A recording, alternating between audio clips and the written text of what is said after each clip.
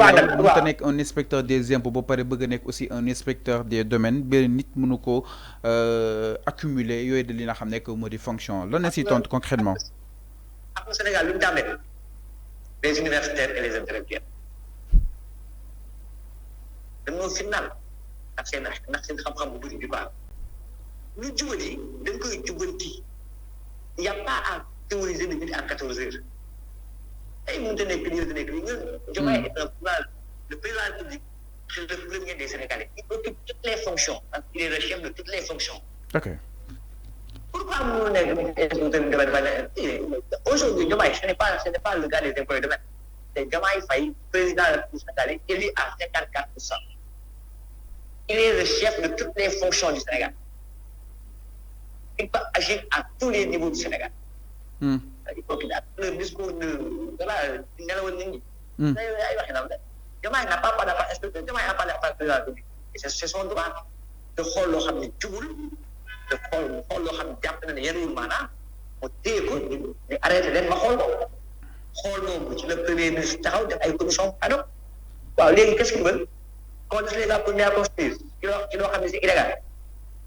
Non, attends, il faut que ce soit sérieux quand même. Moi, je félicite le gouvernement, je les encourage et je demande à tous les populations de les soutenir. Mais la prochaine étape, est-ce que nous sommes à un moment donné où peut-être nous démolir par rapport à la maison qui est de manière illégale? Parce que dès que nous avons mis des gens qui sont bonne jox ko ndigal. Xam nga yow yaa ko wax léegi quand quelque chose est illégal démolir ko mooy lu légal. Quand quelque chose est illégal, la démolition qui devient légale. Ok. Il est prouvé que c'est des acquisitions illégales, des acquisitions irrégulières, des acquisitions du procédures à venir. S'il est prouvé que c'est illégal, mais la démolition devient légale. Maintenant, l'État a toutes les possibilités de mettre ça en forme, de faire une décision de justice, voilà, passer par des procédures normales. Mais quand une acquisition d'un terrain et la construction sont illégales, la démolition devient légale. Ah, on donne la diable. Alors, donc, nous premier point pour donc à la dernière minute, Ousmane Sonko a une commission ad hoc. Alors, M. Dieng, nous avons un point exactement par rapport à la publication justement des rapports. Mais première impression lan la concrètement parce que yow da nga affilié woon si li nga xam ne mu di justement benn bokk yaakaar fa ngeen nekkoon exactement laata ngeen daal di dem seen yoonu bopp tey ñu gis ni tey seen ay ex compagnons dañ leen tudd seen ay dossiers bokk na si inspection générale d'État, inspection générale des finances, la Cour des comptes ak aussi office national de lutte contre la corruption et tant d'autres. Bon ko parcourir avec cette forte décision bi nga xam ne tam Diomaye jël na ko allant dans le sens génne tous les rapports ban jàng nga def concrètement. Encore une fois, je voudrais féliciter le président Diomaye Faye et l'encourager à continuer à être transparent dans tous les rapports. Parce qu'en vérité, il y a un rapport du Code de contrôle.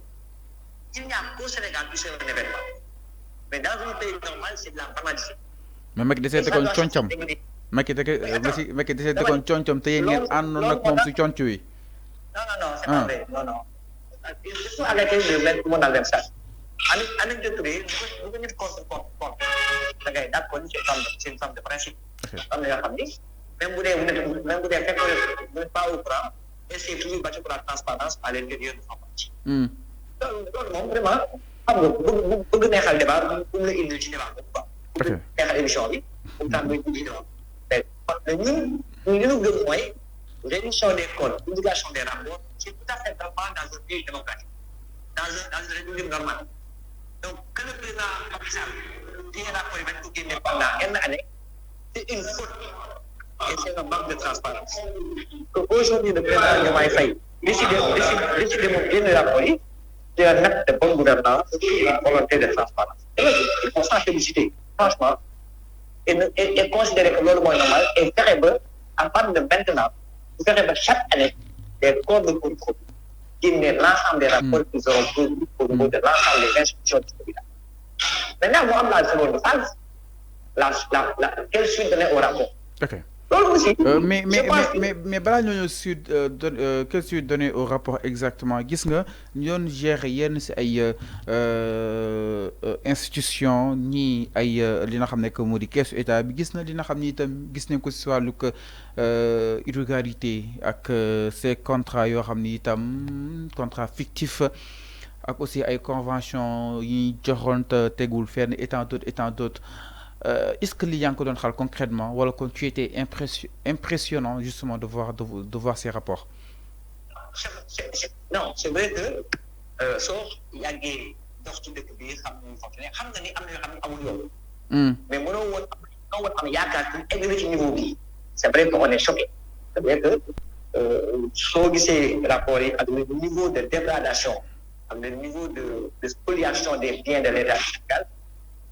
Voilà, tu es choqué parce que même pour am nga njort ci nit am na ay mauvaises pratiques mais mënoo amoo woon jot ni egg ci nit donc c'est peut-être ça le problème la surprise mooy le niveau des scandales le niveau de la spoliation des biens publics le niveau de la dégradation des biens publics c'est le niveau qui est scandaleux mais la pratique nit ñi xamoon nañ ko xamoon nañ ni gars yi jubunu xamoon nañ ko mais foofu woon ni àgg na ci niveau bi parce que niveau bi egg tey damay jàpp ni c'est des crimes quand j'ai vu les rapports franchement j'ai considéré que c'est des crimes qui sont commis et on doit les traiter comme des criminels. Man foofu laa toll sama donc c'est ça qui est surprenant mooy le niveau bi gars yi toll mais la pratique et la vraie pratique xamoon na tout le monde savait que les gars ils font la vraie gestion mais xamuñu woon ni egg ci niveau bi. Et c'est là où aujourd'hui on invite l'État à être ferme.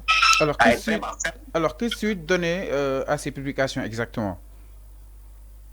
C'est là où je dis, nous, en tant que démocrates, de nous rêver à justice indépendante. C'est aujourd'hui le lieu de prouver la justice indépendante. Moi, rapport de l'État, il applique exactement les recommandations et les conclusions des codes de contrôle.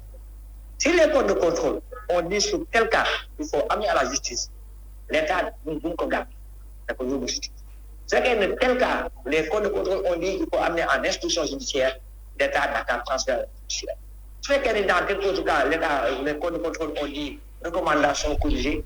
Donc, l'État n'a qu'à faire exactement les recommandations et les conclusions du rapport écrit. Quand tu vois de justice, la justice fera son travail calmement. Quand tu fais le ministère va le dire. Mais il commence déjà à jubiler, gis na ñom Pape Malick Ndour et tant d'autres. De jubiler parce que nul n'a été mentionné d'une poursuite judiciaire et tant d'autres. Et là, si vous avez aucun code de contrôle n'a jugé nécessaire par rapport aux fautes constatées de traduire en justice, ça a quand même respecté les codes de contrôle. Vous ne pouvez pas vous utiliser son contraire. Mais quand un code de contrôle fait son travail librement, il y a un constat, il faut qu'il y ait une conclusion. Mais le Yakani, justice m'aurait déduire justement Ahmed, peut-être Yann Akwal Yanal, top. La conclusion d'un code de contrôle, c'est de dire les manquements sont tellement graves que nous, code de contrôle, nous souhaitons les traduire en justice. Et pas que le signal. Ou bien les manquements sont moyennement graves, nous souhaitons une instruction, une enquête. Ou bien les manquements sont légers, on se lit des recommandations. Donc, si les codes de contrôle n'ont pas mis dans le rapport que les dossiers méritent d'aller en justice, évidemment que nous voulons justice. Parce que sinon, il faut respecter franchement nos codes de contrôle et notre justice si on veut aller vers un pays démocratique avec une justice normale. On s'est battu pour ça. Par contre, si les codes de contrôle disent qu'il y a des fautes graves qui méritent d'être sanctionnées par la justice, l'État n'a qu'à transférer à la justice, il fera son travail. Il fera ses enquêtes, il fera ses instructions et il va traiter le problème. C'est ça le pays du droit.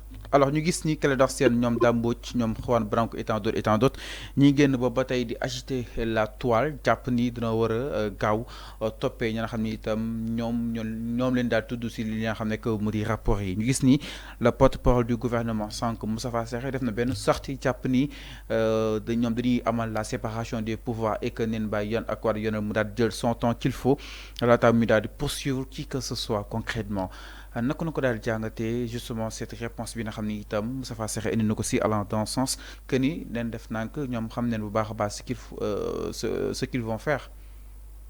je suis content de cette réponse-là. Manon, il a presque dit ce que je viens de te dire. Parce que affaire bi même monsieur Ndour a émotion. Il ne faut pas qu'il y ait une justice des vainqueurs ou une justice des vaincus. Ça également. Il ne faut pas qu'on dise que oui, ils sont vaincus, il faut les maltraiter. Ou bien c'est nous qui avons gagné, il faut qu'on jubile. Ça, non, ça c'est pas bon aussi. On ne s'est pas battu pour ça. On s'est battu pour avoir un pays démocratique avec une justice normale. Laissons les rapports faire le cours. Si la justice constate qu'il y a des manquements qui méritent une sanction, la justice le fera. Mais moi, l'histoire de la toile, là, c'est les émotions. C'est les émotions, c'est les vainqueurs qui veulent jubiler. Et moi, je ne suis pas. Moi, personnellement, je ne suis pas dans ça. Je respecte mon pays. Je soupçonne. Il y a eu de mauvaises pratiques. Je pense qu'on doit sanctionner. Mais ce n'est pas moi qui décide de ça. Laissons la justice faire son travail. Ils disent ce qu'il faut faire. Mais il y a des émotions.